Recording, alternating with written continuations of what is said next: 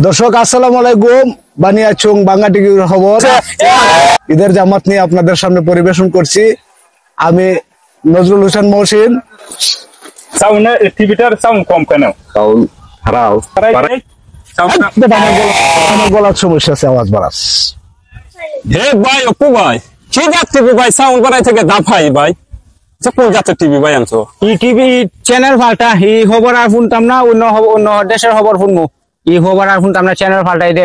আচ্ছা ভাই, হয় তাই তো রে বাবা, ঈদের নামাজ করে আইলাম। রাস্তাঘাটে পয়েন্টের লাগি গাড়ি ঘোড়ার লাগি চলা যায় না। ওই কার বাবা তুমি দেখো না রে আমার করে গাবো মারি একটা করে আমারে। তুমি দেখছো না নি, আমি তো সাইকেল লই আইছি দি। দেখছি না রে বাবা, আমি নামাজ পড়ি মুরব্বি বেটা আইরা আমার চোখে মুখে কম দেখি, চশমা লাগা। তুমি মুরব্বি নি, তুলে দিলানি। তুমি মুরব্বি নিবা? ও আমার সাইকেলটা তুমি কিটা করছো? আমার চাকা বেল হইছি। তোমার চাকা ঠিক করে দাও। আমি কিটা করতাম? আমি জানতাম নি তা। তোমার বাড়ি কোথায়? তোমার বাড়ি কোথায়? আমার বাড়ি অন্য। চলো আমার সাথে চলো, বাড়ি চলো। বাড়ি যাইও তুমি। আইও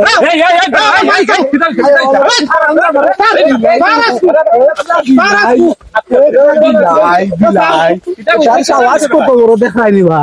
আমার উপর সাইকেল তুলে দিল।